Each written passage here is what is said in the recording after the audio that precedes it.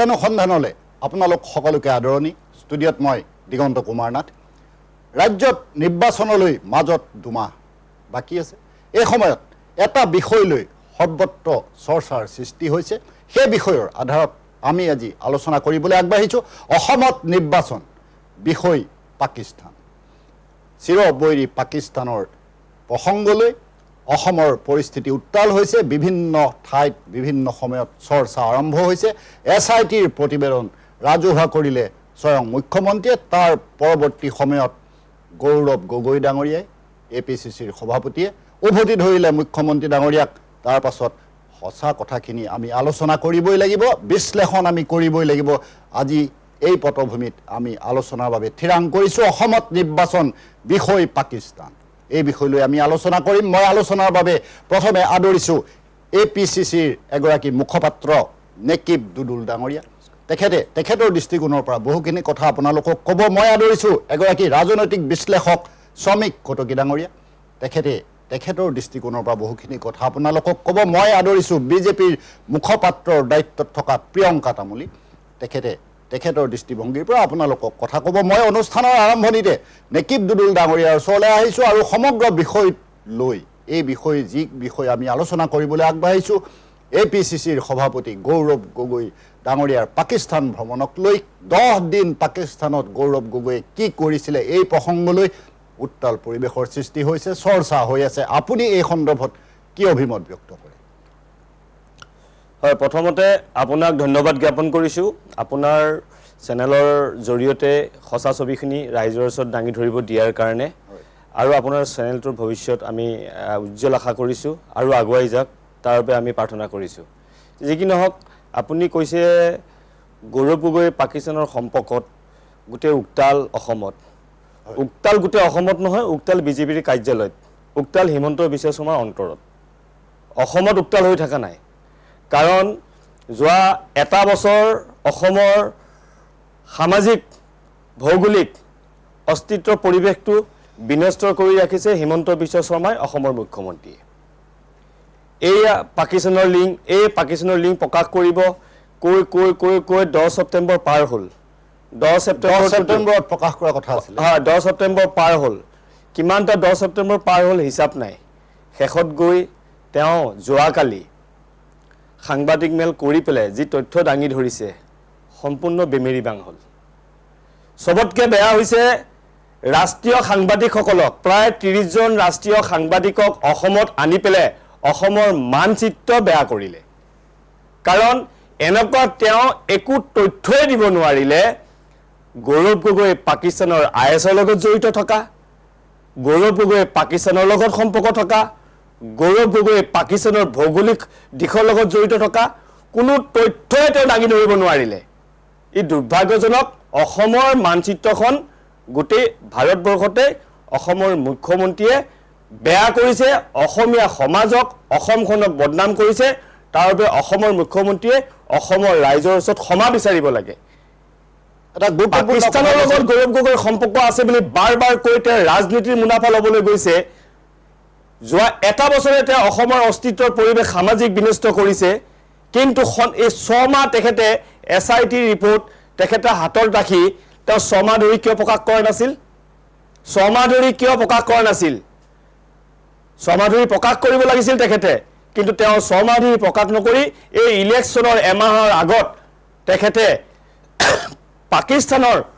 শব্দ ব্যৱহাৰ কৰি অসমৰ মানুহক আৱেগিক কৰি ভোট নিয়াবলৈ বা ভোটত বিজয় হ'বৰ কাৰণে যি মানসিকতা চিন্তা কৰিছে,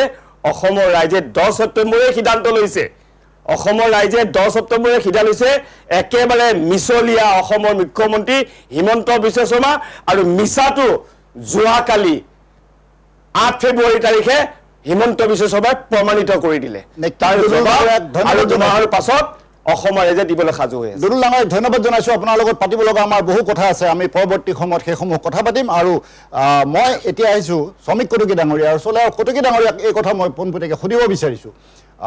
ৰাজ্যখনৰ নিৰ্বাচনলৈ মাজত প্ৰায় 2 মাহ বাকী আছে। এই সময়ত এনেধৰণৰ চৰ্চা, এনেধৰণৰ কথাবিলাকে নিৰ্বাচন প্ৰভাৱিত কৰিব বা ভোটাৰক প্ৰভাৱিত কৰিব পাৰে নেকি? আপুনি কি ভাবে? ধন্যবাদ আপোনাৰ এই বৰ প্ৰাসংগিক হৈছে আজিৰ মুহূৰ্তত কাৰণ এটা ডাঙৰ এটা লাষ্ট ছেপ্টেম্বৰ 10 তাৰিখ বুলি যেটো কৈ আছে তেখেতে ক'লেই তেতিয়াৰ পৰা সেইটো চলি আছে যে কি হ'ব ইমান দিন কিয় পিছুৱালে এই ক্ষেত্ৰত মই এজন মানে সংবেদনশীল ব্যক্তি হিচাপে এটা কথাই মই ভাবিছো যে দেৰি কৰাটো আসলতে তেওঁৰ কাৰণে যদি সঁচাকৈ কিবা এটা আছিলে দেৰি কৰিব নালাগিছিলে প্ৰথম কথা সেকেন্ড কথা হল ঠিক আছে তেনেকুৱা ধৰণৰ তেওঁৰ যিটো এটা প্ৰুফ হৈছে যে তেওঁ 2012 চনত গৈছিলে 10 দিনৰ কাৰণে হেতু যদি প্ৰুফ হৈছে লগে লগে কৰি দিব লাগিছিলে এটো নিৰ্বাচনৰ কাৰণেই যে ৰৈ থাকিব লাগিব তেনেকুৱা কোনো কথা নাই কাৰণ অলৰেডি এটা ইয়াতে পৰিবেশৰ সৃষ্টি হৈছে যে আগ্ৰাসন আছে বা পাকিস্তান বা বাংলাদেশৰ যি সমস্যা ইয়ালে যি প্ৰবজনৰ সমস্যা এই গুটেবোৰ চলিয়ে আছে গতিকে মই নাভাবো যে অকল নিৰ্বাচনৰ কাৰণে লাষ্ট মুহূৰ্তত এৰি দিয়াৰ কাৰণে যে সাংঘাতিক কিবা এটা দুৰ্ঘটনা হৈ যাব হেতু নহয় গতে মাইন্ডসেটটো অলৰেডি সমাজখনত এটা ডিভাইড যেটো হৈ আছে এই ডিভাইডটো কি বেসিছত হৈ আছে হেতু গুটে সকলো ৰাইজে বুজিয়ে পায় আৰু আজিকালি সেই আগৰ পুৰণা যেটো এটা সময়ত যেটো এটা আছিল নিৰ্বাচনৰ সময়ত সেই সময় নাই এতিয়া প্ৰত্যেকজন মানুহে খুব এলাৰ্ট প্ৰত্যেকজন সচেতন ব্যক্তি গতে ইমান সচেতন ব্যক্তি সমূহ ৰাইজ থাকাৰ পিছত এনেকুৱা ধৰণৰ এটা কথা কলেই যে সমাজখন ঘুৰি অন্য পাৰ্টিত গুছি যাব হেনুকা নহয় বা বিজেপিৰ লগত নাথাকি কংগ্ৰেছত যাব তেনেকুৱা ধৰণৰ কোনো কথা নাই কিন্তু মই দেখিছো দুইটা সাইডৰ পৰাই কিবা নহয় কিবা ক্ষেত্ৰত কিন্তু এটা আখুৱা থাকি গৈছে মানুহৰ সন্দেহ ভাব এটা দুই পক্ষৰ ক্ষেত্ৰত মই দেখিছো মই অকল মই বিজেপি বা কংগ্ৰেছ বুলি ক'বলৈ নাযাওঁ দুইটা পক্ষৰ ক্ষেত্ৰত কিন্তু মই এটা সন্দেহৰ ভাব এটা প্ৰত্যেকজন ৰাইজৰ মাজত এতিয়া হেতু সন্দেহৰ ভাবে হৈছে দুই পক্ষৰ ক্ষেত্ৰত গতিকে মই কিয় কৈ আছো যে গগৈ ডাঙৰীয়া যদি জানিছিলে তেওঁ একো হেৰি না তেওঁ আগতে কৈ দিব লাগিছিলে মোৰ হাতত একো নাই মই পাকিস্তানৰ এটো কাৰণে গৈছিল তেওঁ এতিয়ালৈকে আজিলৈকে কিয় আজি তেওঁ এখন প্ৰেছ কনফাৰেন্সত তেওঁ ক্লেৰিফাই কৰিছে যে তেওঁ 2012ত কিয় গৈছিলে 10 দিনৰ কাৰণে গতিকে হেতু দুই পক্ষৰে আছে গতিকে তেখেতে যি কৈছে যে একদম কমপ্লিটলি অকল বিজেপিকে যে দুখ দিব হেতু নহয় দুই পক্ষৰে দুখ আছে কিন্তু মোৰ মই যেটো এনালাইসিস কৰিছো মোৰ এনালাইসিসৰ মতে দুই পক্ষৰ পিনৰ পৰা কিন্তু আখুৱা আছে ৰাইজৰ এতিয়াও সন্দেহ আছে দুই পক্ষৰ কতকি ডাঙৰীয়াক ধন্যবাদ জনাইছো আৰু সঁচাকে এটা বিতৰ্কতে সোমাই পৰিছে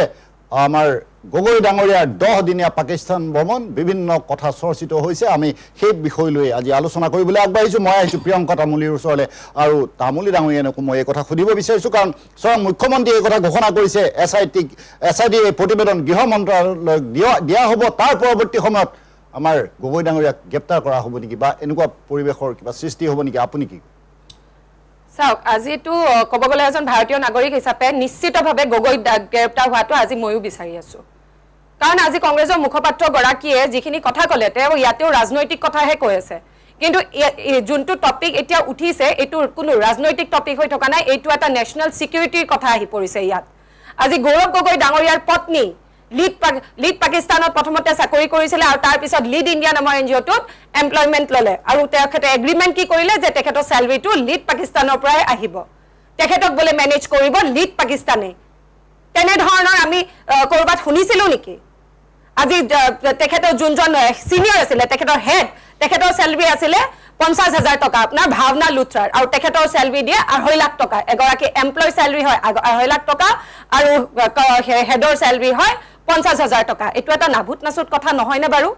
আৰু স্যালাৰি আহে পাকিস্তানৰ পৰা আৰু লগতে গগৈ ডাঙৰীয়াৰ যে 10 দিনীয়া ভ্ৰমণৰ কথা কৈ আছে কিয় তথ্য দিব নোৱাৰে গগৈ ডাঙৰীয়াই একেবাৰে নিৰুদ্দেশ হৈ গ'ল হে 10 দিন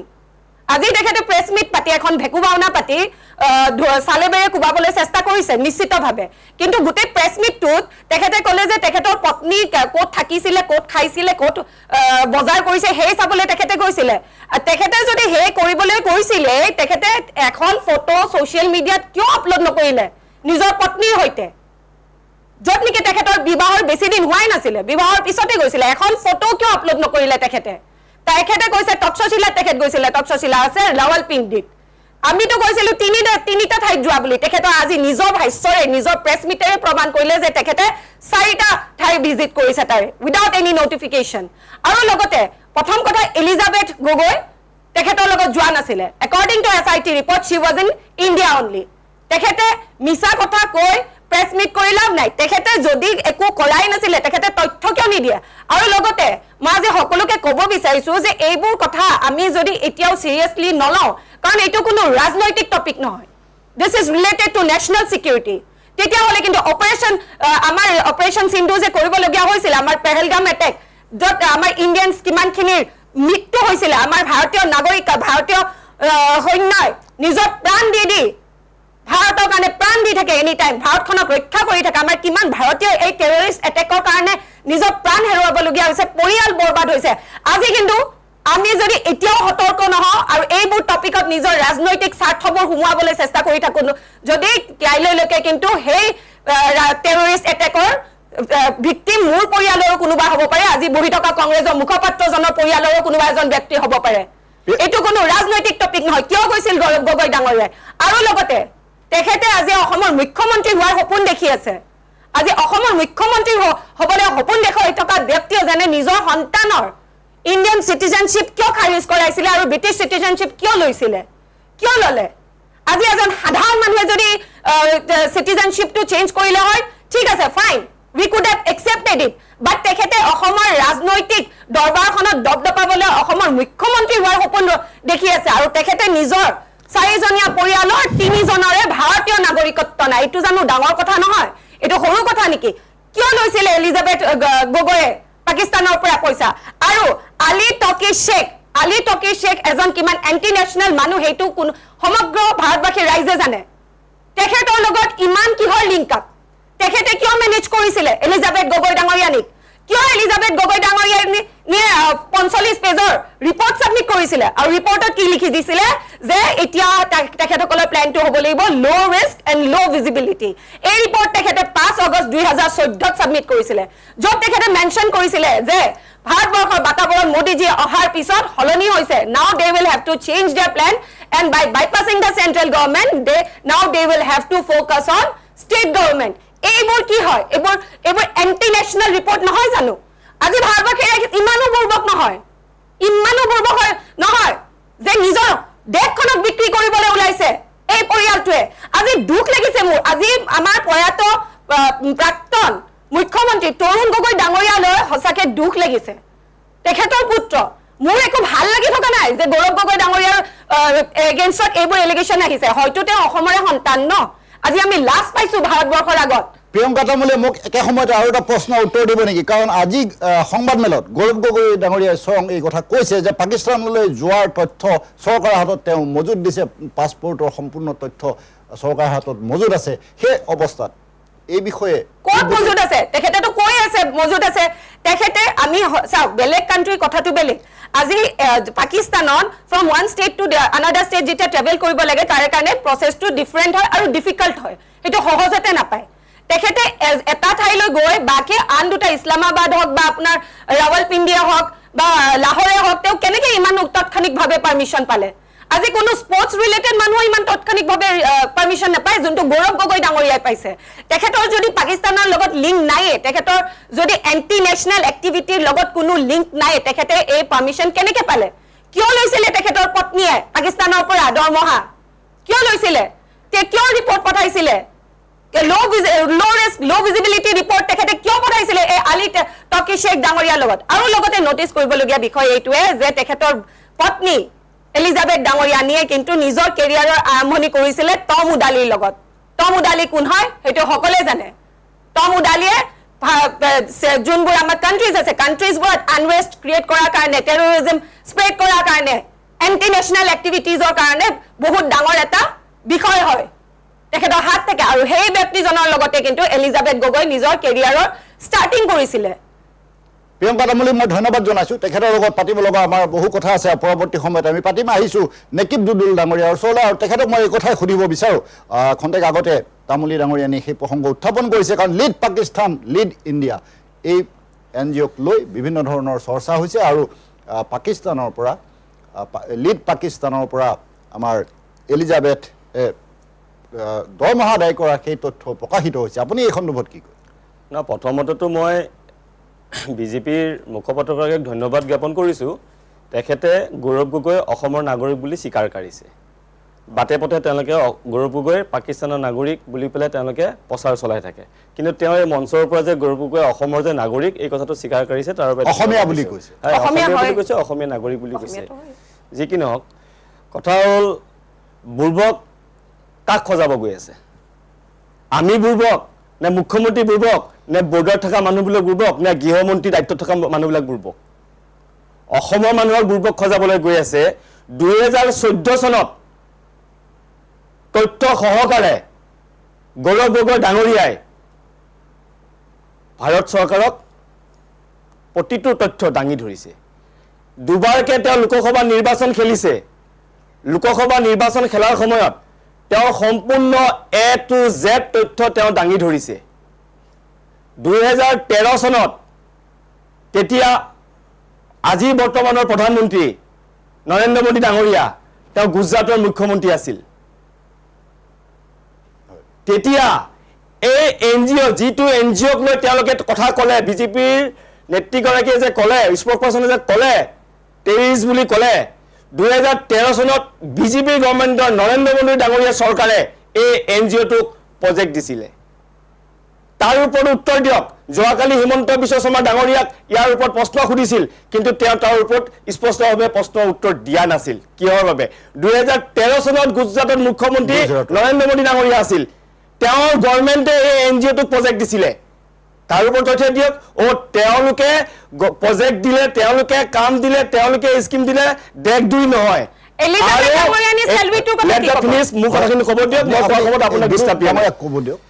তাৰ পাছত আপোনাৰ এলিজাবেথৰ একাউণ্টৰ কথা কৈছে হিমন্ত বিশ্ব শৰ্মাই যোৱাকালি এলিজাবেথৰ একাউণ্ট আছে বুলি কৈছে আজি গৌৰৱ গগৈ ডাঙৰীয়াই স্পষ্ট কৰি দিছে প্ৰমাণ কৰি দেখুৱাক তেখেতৰ একাউণ্ট তাত আছে যদি পাকিস্তানত আছে যদি প্ৰমাণ কৰি দেখুৱাক চ্যালেঞ্জ দিছে আজি হিমন্ত গৌৰৱ গগৈ ডাঙৰীয়াই হিমন্ত বিশ্ব শৰ্মাক চ্যালেঞ্জ দিছে মোৰ মিছেছৰ একাউণ্ট যেতিয়া এনজিঅ'ত কাম কৰিছিল সেই এনজিঅ'টো টেৰৰিষ্ট এনজিঅ' নাছিল সেই এনজিঅ' এটো ইণ্টাৰনেশ্যনেল এনজিঅ' কানাডা অষ্ট্ৰেলিয়া আদি দেশে সেই এনজিঅ'টোত ফাণ্ডিং কৰিছিলে তাৰ লগত ভাৰতো জড়িত হৈ আছিল গৃহমন্ত্ৰী যে বহি আছে অমিত শ্বাহ গৃহমন্ত্ৰী তেতিয়া ৰাজনাথ সিং আছিল গৃহমন্ত্ৰী 2014 চনত গৃহমন্ত্ৰী ৰাজনাথ সিং আছিল গৃহমন্ত্ৰীয়ে কি কৰি আছিল এতিয়া গৃহমন্ত্ৰী অমিত শ্বাহ আছিল কি কৰি আছিল এনআইএ কি কৰি আছে সিবিআই কি কৰি আছে আৰু ভাৰতবৰ্ষৰ যিমান কঠোৰ যিমান সংস্থা আছে তেওঁলোকে কি কৰি আছে যিজন গৌৰৱ গগৈয়ে ভাৰতবৰ্ষৰ এছেম্বলিত মুক্ত কণ্ঠৰে আজি 10 বছৰ ধৰি কথা কৈ আছে সেইজন পাকিস্তানৰ নাগৰিকে কথা কৈ আছিল নেকি কিয় এছেম্বলিত তেখেতক এৰেষ্ট কৰিব পৰা নাই তেওঁ যদি দেশদ্ৰোহী কাম কৰিছে পাকিস্তানৰ লগত যদি তেওঁ দেশদ্ৰোহী কাম কৰিছে তেওঁ যদি পাকিস্তানৰ আইএছৰ লগত যদি সম্পৰ্ক আছে আজি 10 বছৰ ধৰি এছেম্বলিত লোকসভাৰ এছেম্বলিত তেওঁ মুক্ত কণ্ঠৰে চিঞৰি অসমৰ নৰ্থ ইষ্টৰ ভাৰতবৰ্ষৰ সমস্যাৰ কথা তেওঁ দাঙি ধৰিছে কিয় তেওঁক এৰেষ্ট কৰিব পৰা নাই তাতে কিয় এৰেষ্ট কৰিব পৰা নাই ৰাজনীতি আমি বুজি নাপাওঁ আপুনি কৈছে ৰাজনীতি কৰা নাই এইটো ৰাজনীতি কৰিছে যেতিয়া জুবিনদাৰ ওপৰত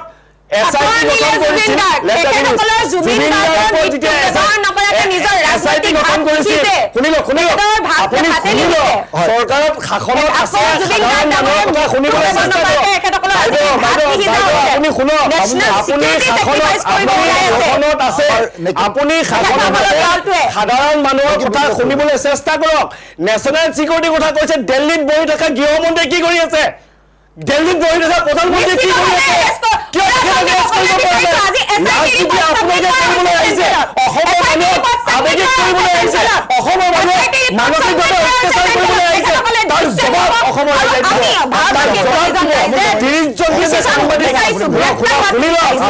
আপোনাৰ শুনা ধৈৰ্যটো কম আপুনি শাসনত আছে শুনা ধৈৰ্যটো কম মই যেতিয়া কৈ আছো আপুনি কৈ থাকোতে মই আপোনাক ডিষ্টাৰ্ব দিয়া নাই বাইদেউ আপোনাক মই সন্মান সহকাৰে আপোনাৰ প্ৰতিটো কথাই শুনি আছো ময়ো আমি সাধাৰণ নাগৰিক আমাৰ কথা শুনিবলৈ চেষ্টা কৰিব আপোনাৰ চৰকাৰ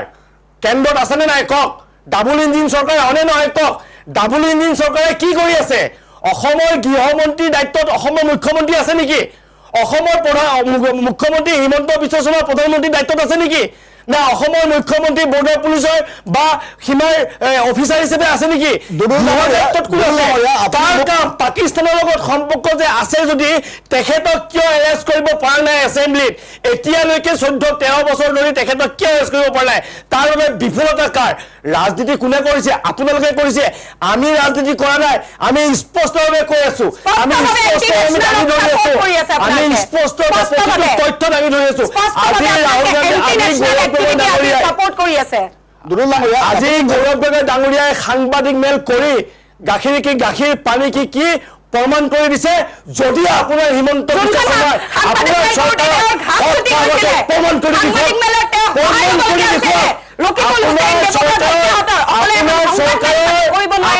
চৰকাৰৰ হিমন্ত বিশ্ব শৰ্মা যদি কলিজা আছে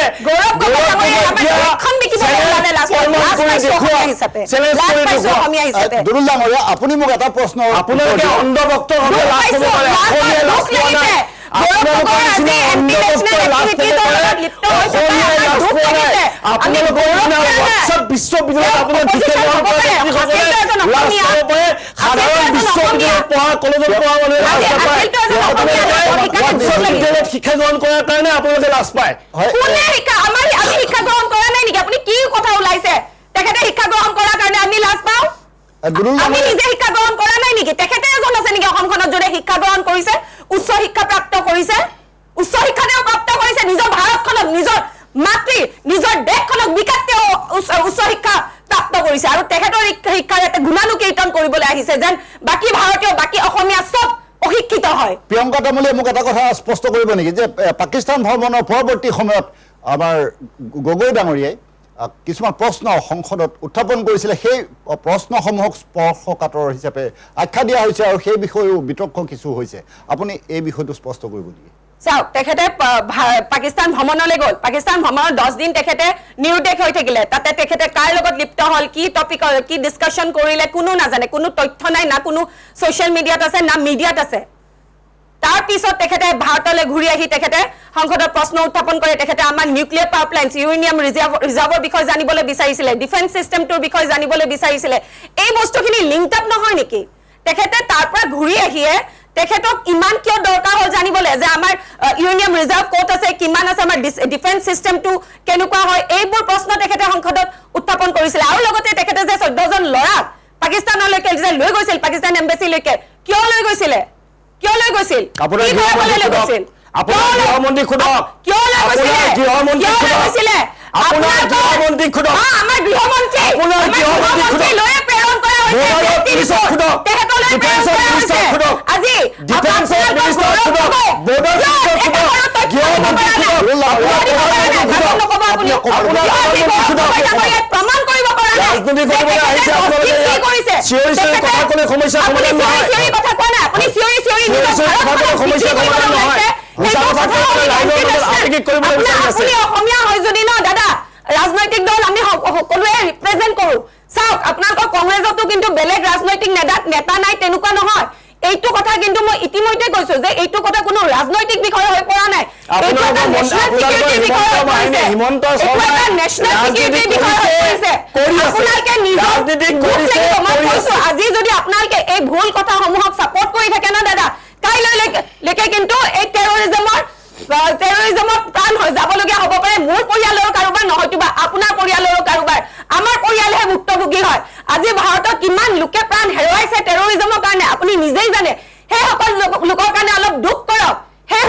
লোকৰ পৰিয়ালৰ মুখৰ ফালে চাই কিন্তু গৌৰৱ গগৈৰ এই এন্টি নেশ্যনেল এক্টিভিটিজ আৰু তেখেতৰ পৰিয়ালৰ এই এন্টি নেশ্যনেল এক্টিভিটিজ সাপোৰ্ট কৰা বন্ধ কৰক আৰু লগতে আলী টকি শেখে 13 বাৰ ভাৰতলৈ আহিছে কংগ্ৰেছৰ চৰকাৰৰ দিনত কিয় আহিছিলে লগত হাই ৰেংক অফিচিয়েলছ লৈ কিয় আহিছিলে কি কৰিব আহিছিলে আলী টকি শেখৰ নিচিনা মানুহ এজনে কিয় আহিছে কংগ্ৰেছৰ চৰকাৰৰ দিনত কিয় এলিজাবেথ গগৈৰ ইমান ঘনিষ্ঠতা তেখেতৰ লগত যদি তেখেতে এন্টি নেশ্যনেল এক্টিভিটিজত লিপ্ত নাই তেতিয়াহ'লে কিয় আলী টকি শেখক তেওঁ ৰিপৰ্ট সাবমিট কৰিছিলে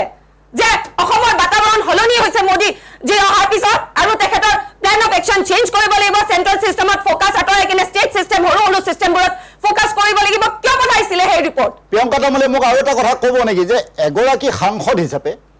গৌৰৱ গগৈয়ে হওক বা আন সাংসদে এই ধৰণৰ প্ৰশ্ন উত্থাপন কৰাটো কোনো অস্বাভাৱিক কথা নহয় কিন্তু গৌৰৱ গগৈৰ ক্ষেত্ৰত এই কথাখিনি কিয় এনেধৰণৰ নিশ্চিতভাৱে কোনো অস্বাভাৱিক কথা নহয় কিন্তু টাইমিংটো চাওক আমি টাইমিং লাগিব ন আজি তেখেতে পাকিস্তানত গৈ 10 দিন নিৰুদ্দেশ হোৱাৰ পিছত আহিয়ে তেখেতক ভাৰতবৰ্ষৰ ডিফেন্স সিস্টেমৰ তথ্য লগা হ'ল ইউৰেনিয়াম ৰিজাৰ্ভৰ তথ্য লগা হ'ল নিউক্লিয়াৰ পাৱাৰ প্লেন্টছৰ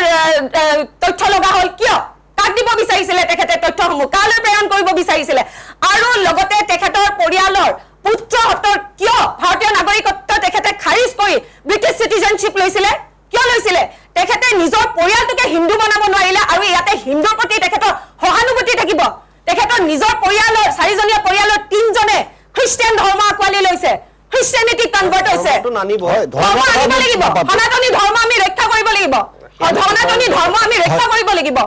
আজি ছোৱালী এগৰাকীয়ে যেতিয়া বেলেগ এটা ধৰ্মলৈ বিয়া হয় নিশ্চিতভাৱে গিৰিয়েকৰ ধৰ্ম সেই ছোৱালীজনীয়ে আকোৱালি ল'বলগীয়া হয় কিয় নল'লে গৌৰৱ গগৈ ডাঙৰীয়াৰ পত্নীয়ে আৰু য'ত নেকি গৌৰৱ গগৈ ডাঙৰীয়া কোনো সাধাৰণ ব্যক্তি নহয় গৌৰৱ গগৈ ডাঙৰীয়া হয় এজন সাংসদ যোনে নিজকে অসমৰ মুখ্যমন্ত্ৰী হোৱাৰ সপোন দেখি আছে আজি সাধাৰণ পৰিয়ালৰ কথা হ'লেও বেলেগ কথা আছিলে ৰাজনৈতিক যেতিয়া প্ৰফাইল এটাত থাকে ন কথাখিনি কিন্তু অলপ বেলেগ হ'বই লাগিব দাদা আজি ধৰ্ম কথা আনিব লাগিব আমি এতে হিন্দু স্বাধীনতাত তেখেতৰ নিজৰ সেইটো কেতিয়াও হেৰা নকৰো কাৰণ ব্যক্তি স্বাধীনতা সবৰে আছে মই কাবাৰ লগত বিয়া হৈছো কাৰণে এইটো নহয় যে মই ঠিক আছে সেইটো মানিলো সিটিজেনশ্বিপ নললে কিয় ইণ্ডিয়ান সিটিজেনশ্বিপ শ্ৰমিকগৰাকীয়ে সুধিব বিচাৰিছো হয় শ্ৰমিকগৰাকীয়ে এই কথাটো স্পষ্ট কৰক আমাৰ দুইগৰাকী বক্তাই কেনেধৰণৰ মন্তব্য দি আছে সেইকেইটা সকলোৱে লক্ষ্য কৰিছে সকলোৱে শুনিছে আপুনি এটা কথা কওকচোন দুইখন সংবাদ মেলৰ কথা কৈছোঁ আমাৰ মুখ্যমন্ত্ৰী ডাঙৰীয়া সংবাদ মেলৰ পৰৱৰ্তী সময়ত গৌৰৱ গগৈ ডাঙৰীয়া সংবাদ মেল আৰু সমগ্ৰ বিষয়টো ৰাজনৈতিক চৰ্চাৰ কেন্দ্ৰ হৈ পৰিছে নেকি বা আমাৰ আগন্তুক নিৰ্বাচনক লৈ কিবা লক্ষ্য কৰা হৈছে নেকি আপুনি না সেইটোৱে ধন্যবাদ দিগন্ত মই এটা কথা কৈ আছো যে এইটো প্ৰত্যেক দুইজনৰ ক্ষেত্ৰতে দেখাই আছো যে ইলেকশ্যন চেন্ট্ৰিকে হৈছে দুটা নিৰ্বাচন কেন্দ্ৰিকে হৈছে কিন্তু কথা হ'ল কি মোৰ কথা হ'ল আমি সাধাৰণ জনতা হিচাপে কি চাম যে 14ৰ পৰা যদি তেওঁ 10 বছৰে কি কৰি আছিলে সেইটো এটা ফাৰ্ষ্ট কথা তেওঁ মনিটৰ কৰি আছে নেকি কৰি থাকিব পাৰে কিন্তু এনেকুৱা ধৰণৰ বহুত বাহিৰৰ যিটো ইন্টেলিজেন্স ব্যুৰো আছে বা আছে তেওঁলোকে কিন্তু মনিটৰ কৰি থাকে কোনোবা ৰাজনীতিকে হওক বা কোনোবা দেশৰ প্ৰতিৰক্ষাত থকা বা ইণ্টাৰনেল সিকিউৰিটিত থকা মানুহবোৰৰ কিন্তু মনিটৰ কৰি থাকে হেনেকুৱা কিবা আছে নেকি সেইখিনি আমাক ক্লেৰিফাই কৰক কাৰণ গৌৰৱ গগৈৰ ক্ষেত্ৰত মই দেখিছো যে আজি 14 বছৰে 10 বছৰ প্লাছ এতিয়া 2 বছৰ মানে অলমোষ্ট 14 প্লাছ 2 ইমান দিন থাকাৰ পিছতো কিয় ধৰা পেলাব পৰা নাই নে মনিটৰিঙত আছে নেকি সেই বস্তুটো ক্লেৰিফাই কৰিলে কিয় আমাৰ সাধাৰণ জনতাৰ কাৰণে সেইটো বেছি ট্ৰান্সপাৰেন্ট হৈ যায় মানুহ বিভ্ৰান্ত হৈ আছে এটা যে ইমান বছৰে কি কৰি আছিলে নে এনেকুৱা হ'ব পাৰে নেকি কাৰণ বহুত থাকে তেনেকুৱা মনিটৰিঙত থাকে কিন্তু সেইটো আমি যেটো জানো যে মনিটৰিঙত যদি তেওঁ আছে খুব সুন্দৰ কথা যে এতিয়া বস্তুটো আহিছে এতিয়া ডাইৰেক্টলি এটো ধৰা পেলাইছে ধৰা পেলাই এটো মিনিষ্ট্ৰি এটা এফআইআৰ যাব এটো কমপ্লিট এটা কেছত গুছি যাব তাৰ পিছত আসল কথাটো কোৰ্টে ক'ব যে তেওঁ সঁচাকে কৰিছিলে নে নাই কৰা যদি হে 2012 কথাটো যেটো কৈছে তাত গৈ কি কৰিছিলে কি নাই কৰা এটো আদালতত যাব লাগিব এটা কোনো এসআইটি মিনিং এটো নহয় যে তেওঁ কনভিক্টেড হৈ গল এটো নহয় তেওঁ এতিয়া হেতু এটা এসআইটি হোৱাৰ মিনিংটো হ'ল যে যেটো এসআইটিয়ে কৈছে যে তেওঁ হয় কিন্তু হেতু প্ৰুফ কোনে কৰিব হেতু আদালতে কৰিব লাগিব তেতিয়া হলে এতিয়া যেটো কৈ আছে মিনিষ্ট্ৰি অফ হোম এফেয়াৰ্স কাৰণ এটো ইন্টাৰনেশ্যনেল সিকিউৰিটি কথা আহিলে ইন্টাৰনেশ্যনেল ৰিলেচনৰ কথা আহিলে এটো অসম চৰকাৰে নোৱাৰে কৰিব কিন্তু আমাৰ এটা প্ৰশ্ন হয় যেটো মিনিষ্ট্ৰি অফ হোম এফেয়াৰ্সে কিয় নকৰিলে ফাৰ্ষ্ট কথা সেকেন্ড কথা যদি কৰিয়ে আছে তেওঁলোকে কি এসআইটি হেতু এলাউ কৰিছে নেকি যে তোমালোকে কৰা তাৰ পিছত আমালে তোমালোকে ৰেফাৰ কৰিবা তেনেকুৱা কিবা আছে নেকি এই গুটেখিনি বস্তু যদি স্বচ্ছ নহয় মানুহবোৰে এতিয়া কংগ্ৰেছৰ মানুহখিনিয়ে ক'ব গৌৰৱ গগৈ ভাল বিজেপি মানুহখিনিয়ে ক'ব আমাৰ মুখ্যমন্ত্ৰী ভাল নিজৰ পাৰ্টিৰ কাৰণে ক'বই কিন্তু আমাক লাগে এটা এজ এ আমি আমাৰ যেটো সিটিজেন হিচাপে আমাক এটো লাগে যে শুদ্ধ এক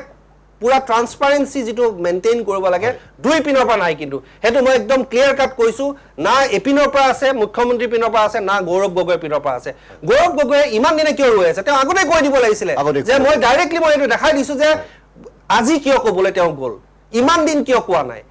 যদি মোৰ কিবা দুখ থাকে তেতিয়াহে মই নকম তাৰমানে মোৰ কিবা এটা দুখ আছে হ'ব পাৰে দুখ তেওঁ তেতিয়া বিয়াৰ পিছত পাকিস্তানত গৈছে মানে ডেফিনেটলি পাকিস্তান আৰু ভাৰতৰ এটা ক্ৰিকেট খেলে যদি নাপাতো বুলি কৈ দিছে না এখন চিৰবৈৰি গতে তাৰ পিছত যদি সেই মানুহজন গৈ পেলাই তাকো সাংসদ তেতিয়া সাংসদ নাছিলে কিন্তু চিফ মিনিষ্টাৰৰ ল'ৰা তেওঁ তেতিয়া হেতু সময়ত তাৰ পিছত সাংসদ হল তাৰমানে কিমান সেনসিটিভ এজন পাৰসন তেওঁ গতিকে আমি দেশৰ সুৰক্ষাৰ ক্ষেত্ৰত সদায় আমি বাহিৰৰ লগত হ'ব পাৰে যুদ্ধ কৰিব পাৰোঁ, ভিতৰৰ মাজত আমি যুদ্ধ কৰি থাকিম, কিন্তু বাহিৰৰ লগত যেতিয়া আমাৰ কোনোবা যিকোনো ক্ষেত্ৰত প্ৰত্যেকটো দল আমি একেলগ হ'বই লাগিব, কাৰণ দেশখনৰ সুৰক্ষাটো তেতিয়া 1 নম্বৰত গুচি যায়। সি কংগ্ৰেছ হওক, বিজেপি হওক, XY যিয়েই নহওক, XYZ আমি এক হ'বই লাগিব, কাৰণ পাকিস্তান বৈৰী চবেই জানে, পাকিস্তানেও ইণ্ডিয়াক বৈৰী বুলি ভাবে, তাহাঁতৰ লগত বন্ধুত্ব কৰিবলৈ গৈ বহুত চেষ্টা কৰে, নহ'ল আল্টিমেটলি। সেই ক্ষেত্ৰত কিহৰ কাৰণে গ'ল, কি কাৰণে কি কৰিলে, গোটেইখিনি আমাক শুদ্ধভাৱে ক্লিয়াৰ কাট ট্ৰান্সপাৰেঞ্চি আমাক লাগে, সেইটো আদালতে আমাক দিব বুলি আমি আশা কৰিছোঁ, কাৰণ চবৰে বায়াছনেছ থাকিব পাৰে, SITৰো বায়াছনেছ থাকিব পাৰে, গতিকে আমাক ইয়াত ট্ৰান্সপাৰেঞ্চি এটা লাগে। সেই বস্তুটো কিন্তু দুই পিনৰ পৰা নাই, না গৌৰৱ গগৈৰ পিনৰ পৰা আছে, না মুখ্যমন্ত্ৰীৰ পিনৰ পৰা আছে। কটকী ডাঙৰীয়াক ধন্যবাদ জনাইছোঁ। তেখেতে এটা গুৰুত্বপূৰ্ণ কথা কৈছে যে শত্ৰুৰ লগত মিত্ৰতা কৰিবলৈ যোৱাৰ পৰিণতি কিন্তু অতি ভয়াৱহ। আমি এটা গুৰুত্বপূৰ্ণ বিষয়ত আলোচনা কৰি আছোঁ। আমি কিছু সময় বিৰতি ল'বলৈ গৈছোঁ, আৰু বিৰতিৰ পাছত নেকিব দুদুল ডাঙৰীয়াৰ ওচৰলৈ আহিম, আৰু তেখেতৰ পৰা জানিব লগা, তেখেতক সুধিব লগা আমাৰ বহুখিনি কথা আছে। এতিয়া লৈছোঁ খন্তেক সময়ৰ বাণিজ্যিক বিৰতি।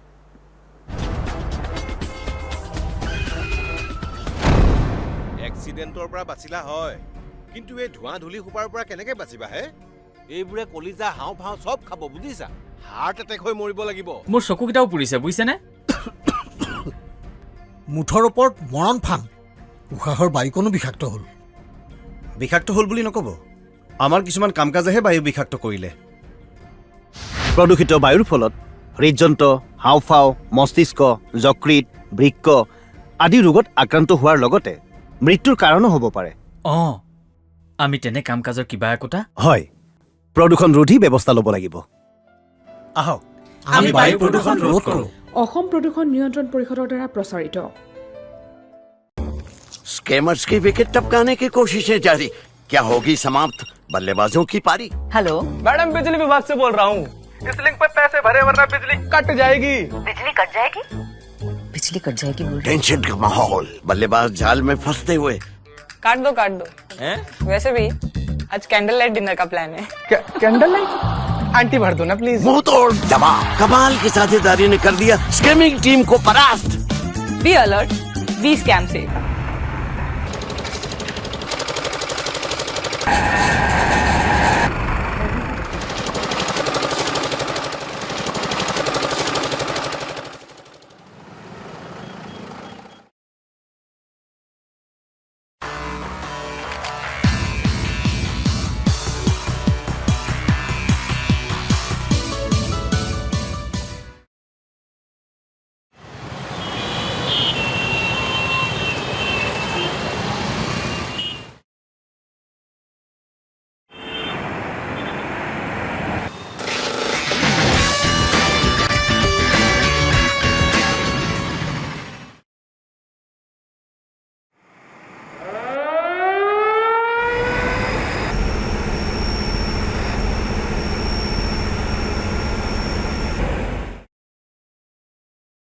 অসম প্ৰদূষণ নিয়ন্ত্ৰণ পৰিষদৰ দ্বাৰা প্ৰযোজিত আৰু প্ৰচাৰিত।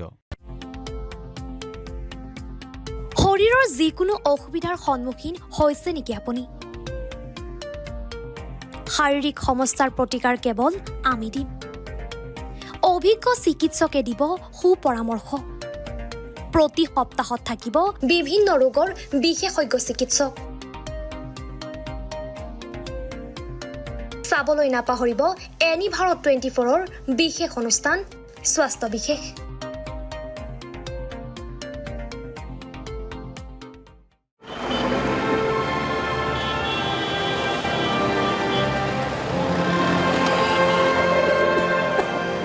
গোটেইখন ধোঁৱা ধোঁৱা হ'ল।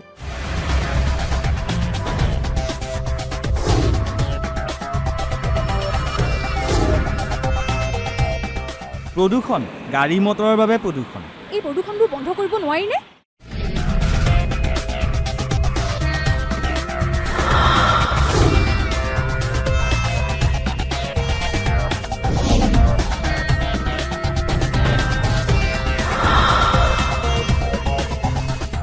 বহু পৰিমাণে কমাব পৰা যায়। এই প্ৰদূষণে কম ক্ষতি কৰিছেনে বাৰু? সেই কথা আমি নিজে নুবুজিলে কোনে বুজাব?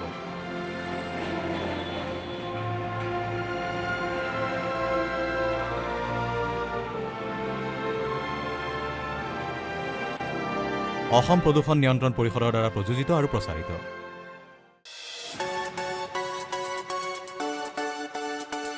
ৰঙাপাৰাবাসীৰ বাবে সুখবৰ। আপুনি যদি দুচকীয়া বাহন ক্ৰয় কৰিব বিচাৰিছে তেন্তে এতিয়াৰ পৰা আৰু চিন্তাৰ কোনো প্ৰয়োজন নাই।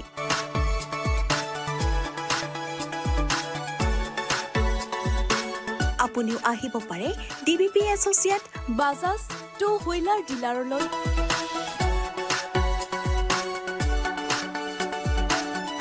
আমাৰ ঠিকনা হৈছে ৱাৰ্ড নং ৮ ঠাকুৰবাৰী ৰোড, ডাকঘৰ ৰঙাপাৰা, জিলা শোণিতপুৰ, অসম। আমাৰ যোগাযোগ নম্বৰ হৈছে 9435707133 আৰু 9707967285।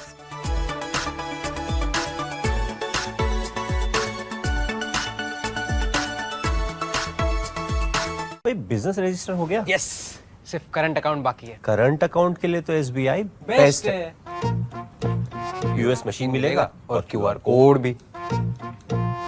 Best cash deposit limit east और वेस्ट इंडस्ट्री में बेस्ट। सबको पता है SBI करंट अकाउंट बेस्ट है, सबको पता है। এ বাইদেউ কি কৰে জাবৰ পেলাও আকৌ। এইবোৰ এই পলিথিন প্লাষ্টিকৰ জাবৰবোৰ সদায়তো এই নলাটোতেই পেলাই আহিছো। পলিথিন প্লাষ্টিক পেলাই নলাটো একেবাৰে বন্ধ কৰি পেলাইছে, পানী ওলাই যাব নোৱাৰে, নহয়নে বাইদেউ?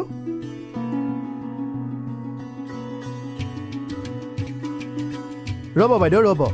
1 মিনিট ৰ'ব। আপুনি জানেনে পলিথিন প্লাষ্টিক পানীত নগলে মাটিটো মিলি নাযায়। আপোনালোকে সেইবোৰ নলাত পেলায় আৰু গোট খাই নলাটো বন্ধ হৈ যায়। হ'ব আৰু নেপেলাও দিয়ক, জ্বলায়ে দিম। আৰু বেছি বেয়া হ'ব, জ্বলালে বায়ু বিষাক্ত হ'ব। তেনেহ'লে কি কৰিম? জাবৰ নিবলৈ অহা নাইবা ফেৰীৱালাক দি দিব, তেওঁলোকে কাৰখানাত বেচিব আৰু কাৰখানাত নতুন বস্তু বনাব। বুজিলেনে? বুজিলো। প্লাষ্টিক পলিথিন য'তে ত'তে নেপেলাব আৰু নজ্বলাব। নিবলৈ অহা মানুহকে দি দিবচোন, 2 পইচা পাবও।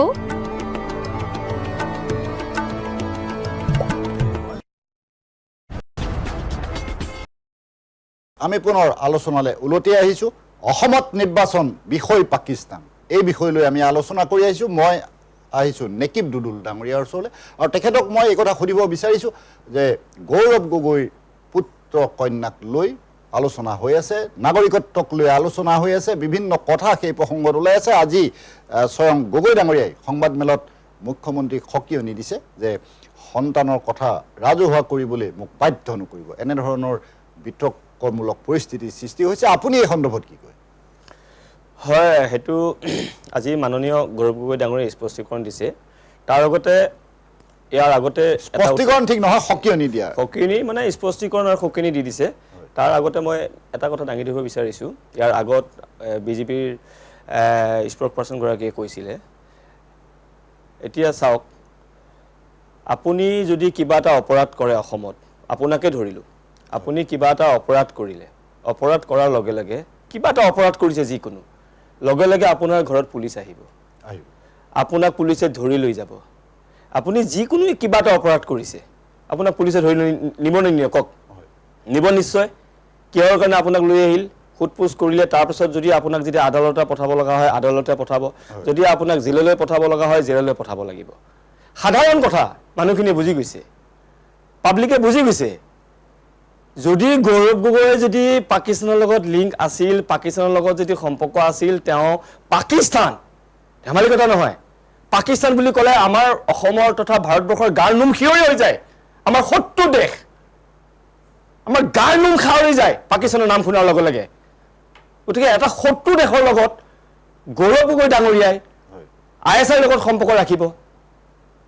গৃহমন্ত্ৰী, প্ৰধানমন্ত্ৰী, কেন্দ্ৰত চৰকাৰ BJPৰ, অসমত চৰকাৰ BJP, আজি অত বছৰ হ'ল, এদিন দুদিন নহয়, 12-13-14 বছৰ হৈ গ'ল আৰু তেখেতক এৰেষ্ট কৰিব পৰা নাই, তেখেতক এটা নোম এটা লৰাব পৰা নাই। গতিকে BJPৰ স্প'কপাৰ্চনগৰাকীৰ জ্ঞাততা জনাই দিলোঁ, এইটো হিমন্ত বিশ্ব শৰ্মাই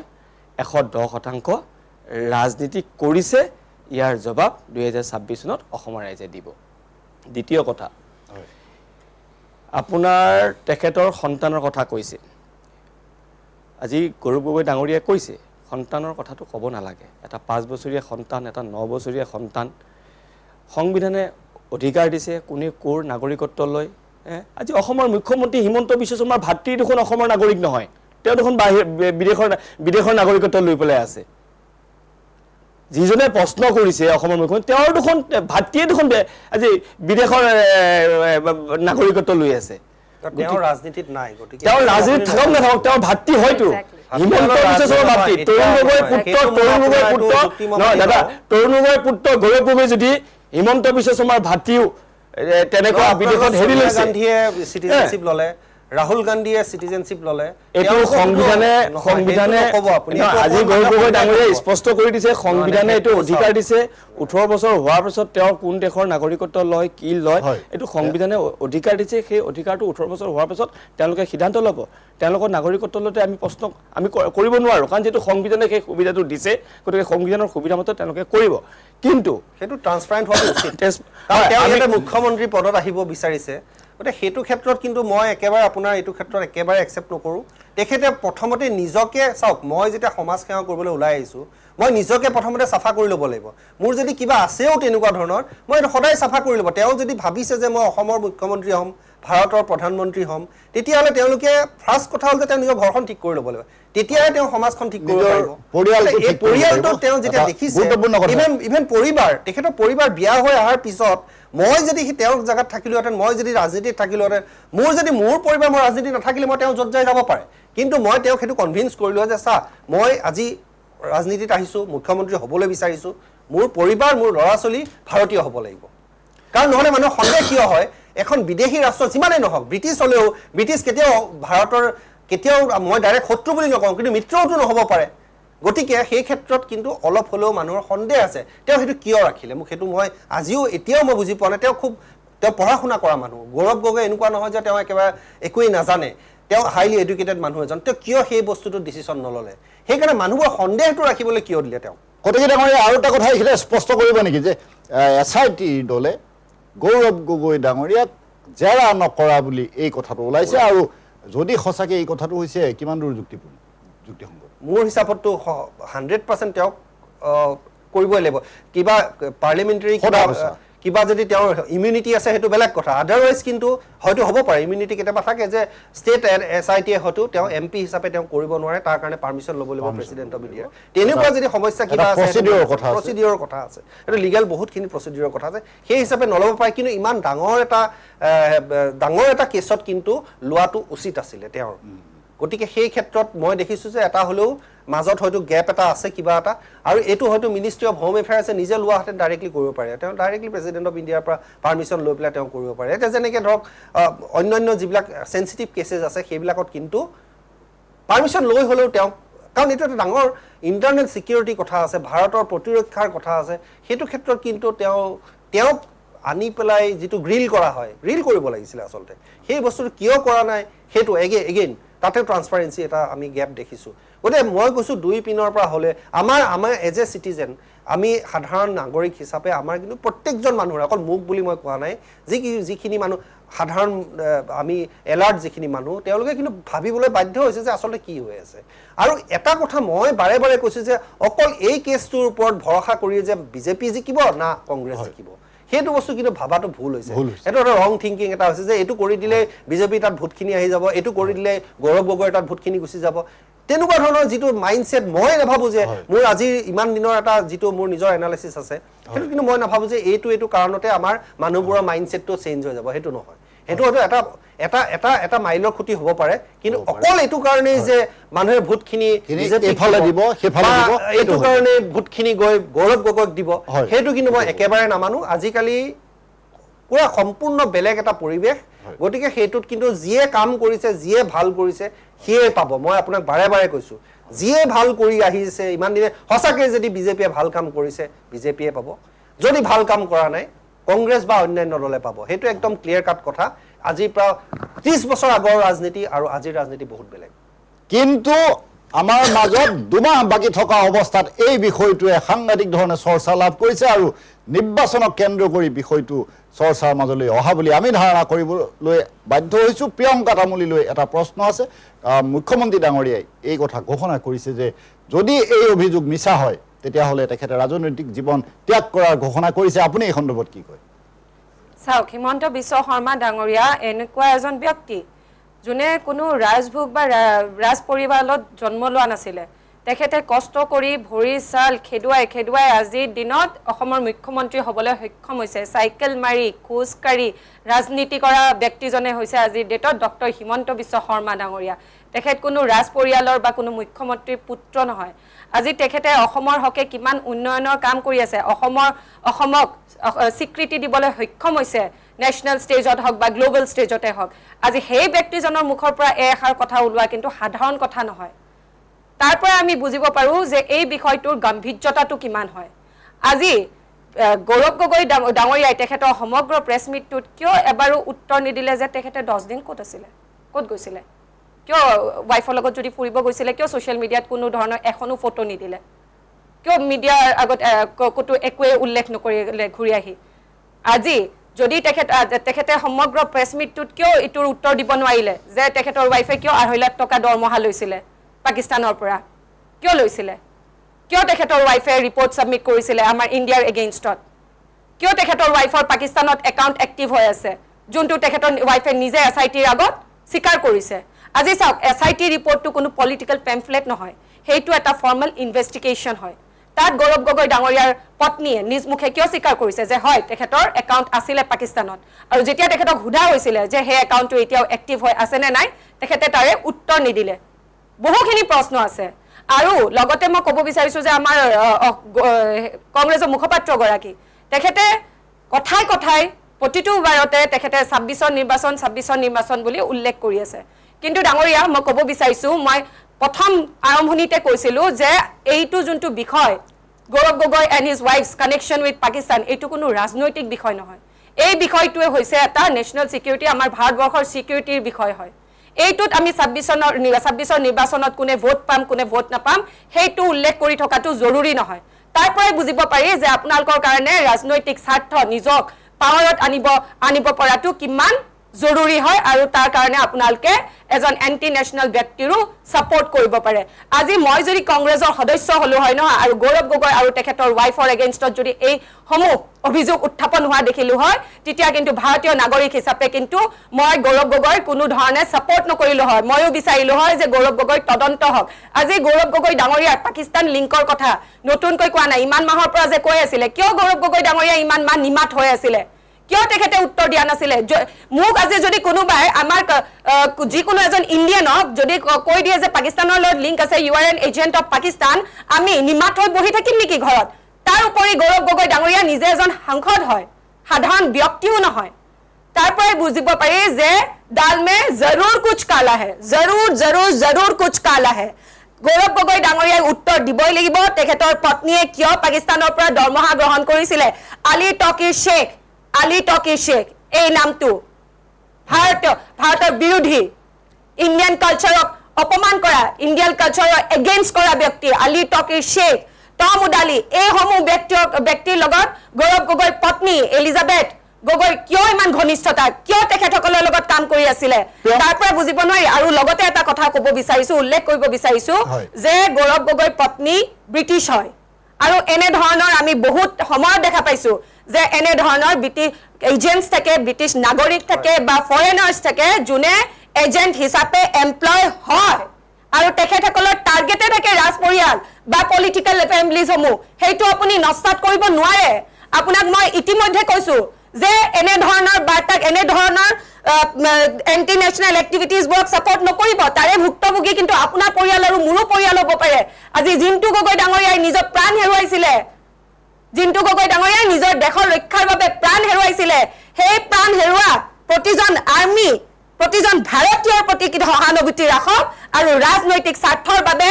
এজন এজেণ্টক এক্সপ'জ হোৱাৰ পৰা ৰখোৱাটো বন্ধ কৰক আৰু যদি গৌৰৱ গগৈ ডাঙৰীয়াৰ সঁচাকৈ কোনো কানেকশ্যন নাই তেতিয়াহ'লে এই বেবেৰী বেংক প্ৰেছ মিটবোৰ পাতি এখন নিউজ পেপাৰৰ হেডলাইন এটা দেখুৱাই প্ৰেছ মিটটো হেক কৰা বন্ধ কৰিব লাগিব আৰু তেখেতে উত্তৰ দিব লাগিব আজি তেখেতে প্ৰতিদিন টাইমত আজি প্ৰতিদিনৰ বাৰ নিউজ এটা দেখুৱাইছে লগ গৌৰৱ গগৈ ডাঙৰীয়া এইখনত কি লিখা আছে চাওক The Assam Tribune CM asked Gaurav to come clean on undisclosed park visit The Assam Tribune আপুনি নহয় আৰু এখন চাওক অসমীয়া খবৰ পাকিস্তানী এজেন্ট হপত্নী গৌৰৱ গগৈ চাওক আপুনি এখন দেখুৱাইছিলে এইখন চাওক Will Gaurav Gogoi clarify गौरव एक प्रताप खबर साहब न गौरव एलिजाबेथ पाकिस्तान के बीच गहरा रिश्ता साहब एक की लिखी से हेडलाइन एक साहब ईस्टर्न क्रॉनिकल गौरव पाक visit CM wants of digital evidence blackmail risk एक साहब अपनी एखन पेपारर हेडलाइन देखुवाय আমাৰ অসমবাসী ৰাইজক বিভ্ৰান্ত সৃষ্টি কৰিবলৈ বিপথ প্ৰচলিত কৰিবলৈ চেষ্টা নকৰিব আজি আপোনাক এই টক শ্ব'টোতে মই 6-7খনকৈ পেপাৰ দেখুৱাই দিছো জয় হেডলাইন আজি আপুনি হৈ আছে আৰু সমগ্ৰ হেডলাইনত কিন্তু আপোনাৰ বিৰুদ্ধতে লিখা আছে আজি পূৰ্বাঞ্চল প্ৰহাৰী চাওক गौरव और उनका पत्नी के पाकिस्तानी एजेंट के साथ गहरा संबंध साफ এইবোৰ পেপাৰ আপুনি ৰাতিপুৱা পঢ়া নাছিলে কিয় নিজৰ প্ৰেছ মিটটোত এই পেপাৰসমূহ আপুনি লৈ যোৱা নাছিলে অকল প্ৰতিদিনখনে লৈ গল যে আজি যদি সাহস আছিলে এই পেপাৰসমূহ আপুনি নিজৰ প্ৰেছ মিটত লৈ যাব লাগিছিলে আৰু অসমবাসী ৰাইজৰ আগত দেখুৱাব লাগিছিলে আজি আপুনি অসমবাসী ৰাইজৰ আগত উত্তৰ দিবই লাগিব আপুনি উত্তৰ দিবই লাগিব কিয় আপোনাৰ পত্নীৰ পাকিস্তানৰ লগত ইমান গভীৰ সম্পৰ্ক আৰু মোৰ দুখ লাগিছে আপুনি যিয়ে নহক অপজিশনৰ নেতা হলেও আপুনি কিন্তু আছিলে কিন্তু এজন অসমৰ সন্তান আজি ৰাজনৈতিক স্বাৰ্থৰ বাবে আপুনি অসমৰ উন্নতিকৰণ ভাৰতীয় জনতা পাৰ্টিৰ দিনত হৈ থকা উন্নতিকৰণৰ বিৰোধিতা কৰি থাকিছিলে ঠিক আছে তাৰ লৈকে মানিব পৰা আছিল কিন্তু হোৱাট ইজ দিস আপুনিও কিবা টেপত ফচিছে নেকি নে 10 দিন যে তাতে থাকিলে পাকিস্তানত তাইতো কিমানখিনি ভিডিঅ সমূহ পাকিস্তানে ৰাখি থব পাৰে তাই কোনো গ্যাৰান্টি নাই হে দেখনৰ ওপৰত কিবা গ্যাৰান্টি আছে নেকি আপুনি কিয় তথ্য দিব পাৰে নে কি কৰি আছিল আপুনি পাকিস্তানত প্ৰিয়ংকামূলিক অকমান হস্তক্ষেপ কৰিছো মই আপোনাৰ ওচৰলৈ পুনৰ আহিম আপোনাৰ লগত পাতিব লগা আমাৰ আৰু কথা আছে এতিয়া আহিছো নেকিব দুদুল ডাঙৰীয়াৰ ওচৰলৈ হয় তামুলীৰ অভিযোগ সন্দৰ্ভত আপুনি কি হয় তেখেতে ক'লে দাল কালা है बीजेपी का सब दाले काला है আজি তেওঁ কৈছে ৰাজনীতিকৰণ কৰা নাই আজি লখিমপুৰত এক ৰেলী বাহিৰ কৰিছে বিজেপিৰ কৰ্মীসকলে ৰেলী বাহিৰ কৰিছে সাংবাদিকে ৰাস্তাত খুদিছে ক'ত গৈ আছে কয় কিবা আঁচনি দিব গৈ আছো কয় মিটিং আছে গৈ আছো তাৰ পিছত কিছুমানে কৈ আছে পাকিস্তানৰ কিবা হেৰি সম্পৰ্কত কিবা মিটিং আছে কৈ আছে ৰাস্তাতে যিবিলাক মাইকী মানুহ গৈছে বা মতা মানুহবিলাক গৈছে তেওঁলোকে মন্তব্যবিলাক দিছে তাৰ পিছত যেতিয়া প্ৰচেছন কৰি গৈছে চিন্তা কৰক গৌৰৱ গগৈ মুৰ্দাবাদ ক'ব লাগে মুখৰ পৰা ওলাই গ'ল গৌৰৱ গগৈ জিন্দাবাদ সঁচা ছবিখন ওলাই গৈছে কি জানিবে এই ৰেলীটো আপোনাক মানুহ কাৰবাৰ ভৰাই দিছিলে বিজেপি নেতা তথ্য কৈ আছে আপুনি স্পিকাৰত মোটা তথ্য আছে মোবাইল তথ্য আছে তথ্য আজি ময়ো কংগ্ৰেছৰ ৰেলীত যোগদান কৰি গৌৰৱ গগৈ জিন্দাবাদ দি আহিব পাৰো আপুনি কথা হল নেকি হেবোৰ ৰাজনৈতিক খেল অনুসন্ধান কৰক হেবোৰ ৰাজনৈতিক খেল চলি থাকে দাদা লখিমপুৰৰ মিটিঙত আপোনালোকৰ মঞ্চৰ পৰা মাইকেৰে চিঞৰিছে গৌৰৱ গগৈ জিন্দাবাদ এজনে লগে লগে কৈছে এই গৌৰৱ গগৈ নহয় গৌৰৱ গগৈ মুৰ্দাবাদ ক বুলি কয় সঁচা ছবিখন বিজেপিৰ কৰ্মী মানুহ ওলাই গৈছে কোনোবা নেতাই বিজেপি আপুনি ভিডিঅটো চাই ল'ব ক্লিপটো আপোনাক মই দিম মই কি কৰো আজি ময়ো গৈ কংগ্ৰেছৰ ৰেলীত যোগদান কৰি গৌৰৱ গগৈ জিন্দাবাদ আপোনাক মই ক্লিপটো আমাৰ পাৰ্টিক মুৰ্দাবাদ কৰি আহিব পাৰো আপোনাক মই ক্লিপটো দি দিম আপুনি ক্লিপটো চাই ল'ব প্ৰমাণ হল নেকি এইটো কি ক্লিপটো দি দিম আনিছে আপুনি টপিকৰ পৰা ডাইভাৰ্ট কৰিব চেষ্টা কৰিছে টপিকৰ পৰা ডাইভাৰ্ট কৰিব কথাখিনি শুনি লওক ৰাজনীতিকৰণ কৰা নাই বুলি কৈছে আজি কিয় কোনে প্ৰচেছন চলাইছিলে গৌৰৱ গগৈ মুৰ্দাবাদ কৰিব কোনে কোনে ৰাজনীতি কৰিছিলে সিদিনাখনে সত্ৰত গৌৰৱ গগৈ ডাঙৰীয়া গৈছিলে গৌৰৱ গগৈ কোনে দিছিলে আপোনালোকে দিছিলে আপোনালোকে দিছিলে আপুনি বাৰবাৰ কৈছে আপুনি কথা কৈ শুনা নাই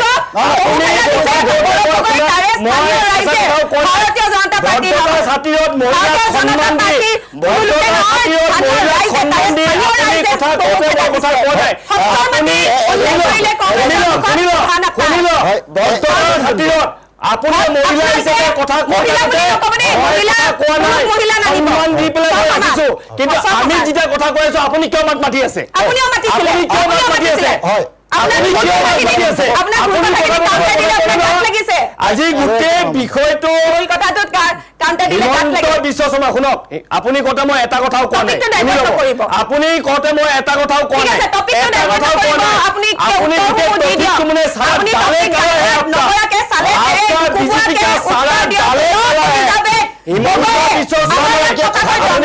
কৰিছিলে পাকিস্তানৰ পৰা এজ এন ইণ্ডিয়ান উত্তৰ আপুনি শুনিবনে আপুনি শুনিবনে টপিক আপুনি চিঞৰিবলৈ আহিছে আপোনাৰ নিচিনা যদি আপুনি চিঞৰিবলৈ আহিছে আপুনি যদি চিঞৰিবলৈ আহিছে চিঞৰি থাকক আমি জানো I am talking very low. মুখ্যমন্ত্ৰী হিমন্ত বিশ্ব শৰ্মাই কি কৈছিল 15 দিনৰ কথা কৈছিল 15 দিন গৌৰৱ গগৈ পাকিস্তানত আছিল বুলি কৈছিল একেবাৰে আপোনাৰ আজি 8 মাহ 9 মাহ ধৰি চিঞৰি আছিল 15 দিন যোৱাকালি কি কৰা 10 দিন ঠিক আছে বাৰু নাম্বাৰ 1 কি কৰিলে নাম্বাৰ 2 আপোনাৰ মুখ্যমন্ত্ৰীয়ে কৈছিল তেখেতৰ বেংকৰ তেখেতৰ ISI লগত সম্পৰ্ক আছিল বুলি কালি ISI লগত সম্পৰ্ক আছে বুলি স্পষ্টীকৰণ দিব পাৰিছে আপোনাৰ মুখ্যমন্ত্ৰীয়ে দিব পাৰিছে নেকি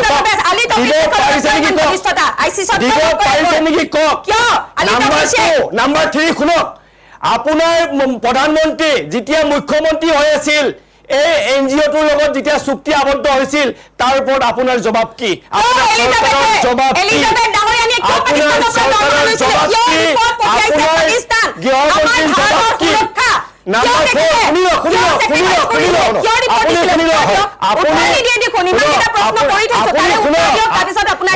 আপুনি গৃহমন্ত্ৰী নহয় আপুনি প্ৰধানমন্ত্ৰী নহয় বুজিলে গতিকে আপোনাৰ গৃহমন্ত্ৰী খুদক আপোনাৰ গৃহমন্ত্ৰী খুদক দেশৰ সুৰক্ষাৰ দায়িত্ব কাৰ ভাৰতবৰ্ষৰ আমাৰ আজি সুৰক্ষা আমাৰ ভাৰতবৰ্ষৰ গৃহমন্ত্ৰী দায়িত্ব ডিফেন্স মিনিষ্টাৰৰ দায়িত্ব আপুনি খালি চিঞৰিবলৈ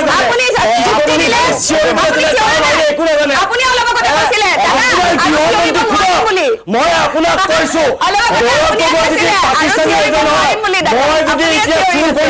মই যদি চুৰ কৰিছো দিছপুৰ পুলিচে মই যদি কিবা চুৰ কৰিছো দিছপুৰ পুলিচে মোক ইয়াৰ পৰা ধৰিব পাৰে আপুনি শুনিলে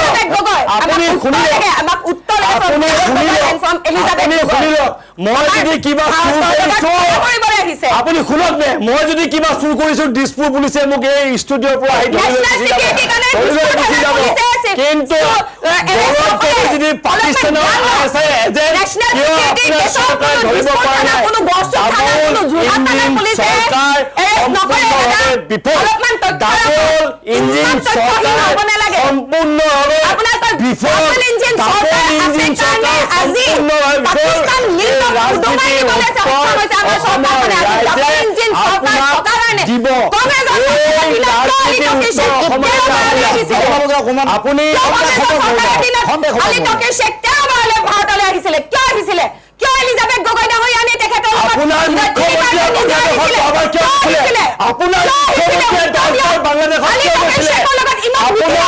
মুখ্যমন্ত্ৰীয়ে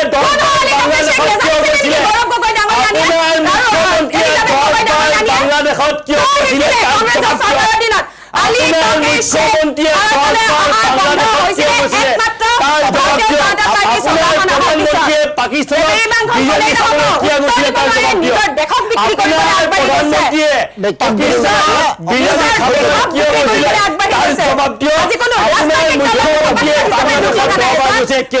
নাগৰিক হিচাপে মনত দুখ পাইছো যে অসমৰ সন্তান এজনে